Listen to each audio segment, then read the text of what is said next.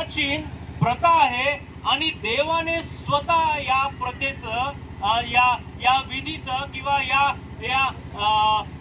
याची स्थापना केलेली आपल्याला पाहावयास मिळतं। हालेलुया। देवाने याची स्थापना केलेली आहे, परंतु एक गोष्ट आपल्याला पाहावयास मिळतं की देव जे काही निर्माण करतो त्या निर्मितीला देव चांगलं असं म्हणतो। जो कुछ भी परमेश्वर बनाता है उसको कहता है कि ये अच्छा है। और इसलिए जब परमेश्वर ने आदम को बनाया, जब परमेश्वर ने हवा को बनाया, तब उसने कहा ये अच्छा है। इसका मतलब यह है कि हम जो अभी के इसमें जो हम हैं, हम उस परमेश्वर की बनावट के ऊपर उंगली नहीं कर सकते या फिर उंगली नहीं दिखा सकते।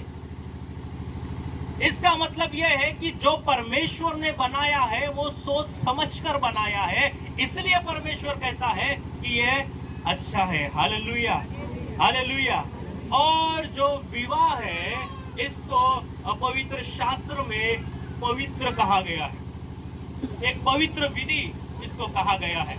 और इसलिए इस विधि का गांभीर्य या विधीचं जे गांभीर्य आहे ना ते फार महत्वाचं आहे। या विधीला आपण किरकोळ असं घेऊ शकत नाही। किंबहुना या ठिकाणी जे जोडपं बसलेलं आहे या विवाहामध्ये ते बंधनार आहेत त्यांना आपण असं सहज घेऊ शकत नाही, कारण की त्यांना जे या ठिकाणी जोडलेलं आहे किंवा त्यांना दोघांना जे ते या ठिकाणी एकत्र आलेले आहेत ती देवाची इच्छा आहे। हालेलुया। आणि देवाच्या इच्छेच्या अनुसार ते या ठिकाणी विवाह करता काय झालेले आहे, तयार झालेले आहेत। हालेलुया। विवाह करता तयार झालेले आहेत आणि म्हणून त्यांचा विवाह संपन्न व्हावा म्हणून आपण सगळेजण या ठिकाणी जमलेला आहोत। हालेलुया। हम भी चाहते हैं कि इनका विवाह हो, हम सब यहाँ पर बैठे हुए चाहते हैं कि इनका विवाह हो और विवाह में ये बंध जाए और परमेश्वर की आशीषें इन्हें प्राप्त हो।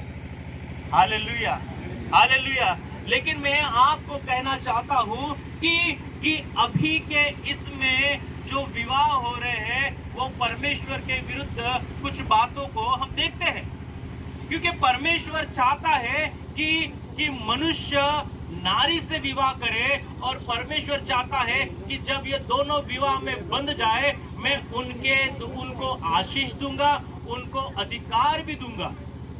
लेकिन हम देखते हैं संसार में कि इसके विरुद्ध याच्या विरुद्ध होताना आपल्याला दिसतं। आपण जर टीव्ही बघत असाल, आपण जर न्यूज बघत असाल, आपण जर पेपर वाचत असाल तर त्या ठिकाणी आपल्याला पाहावयास मिळतं की मनुष्य सध्याच्या घडीला देवाचं अपमान करताना आपल्याला दिसतं।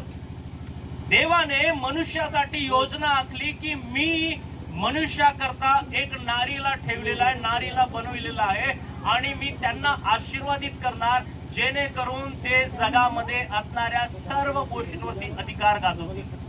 परंतु एक गोष्ट आपल्याला त्या ठिकाणी पाहावयास मिळतं आणि एक पाप करताना त्या ठिकाणी आपल्याला दिसतं की बऱ्याचदा मनुष्य काय करताना दिसतं। आपण जेव्हा न्यूज पाहतो कुठला तरी मनुष्य प्राण्यांसोबत लग्न करताना दिसलं काय माहित आहे का तुम्हाला?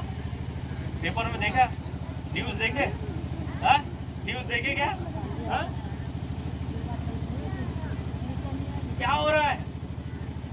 समलैंगिक विवाह, पुरुष पुरुषांसोबत लग्न करत आहे, स्त्री सोबत लग्न करत आहेत, काही ठिकाणी तर मनुष्य प्राण्यांसोबत लग्न करताना दिसत आहेत।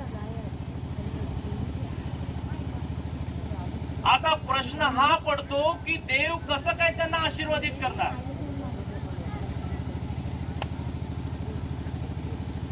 देव कसं आशीर्वादित करणार?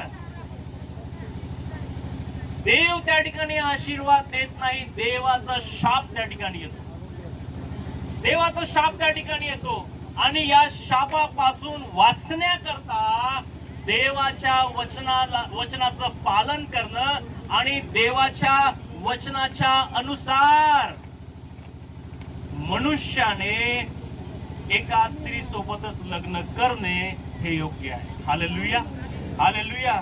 आणि देवाचं वचन तेच आपल्याला सांगतं. आणि त्याच वचनाच्या अनुसार अविनाश शिल्पासोबत लग्न करण्यासाठी तयार झाला. Hallelujah, hallelujah. यांच्याविषयी फार चांगली साक्ष आहे किंवा यांच्याविषयी मी या ठिकाणी आलो, बऱ्याच वेळेस यायचो मी. चंद्रपूर वरून बाईकने मी मरनेलीला येतो. चंद्रपुर वरून बाइकनी जवळपास 170 किलोमीटर बाइक से मैं यहाँ आता हूँ. हमारा मिशन फील्ड है.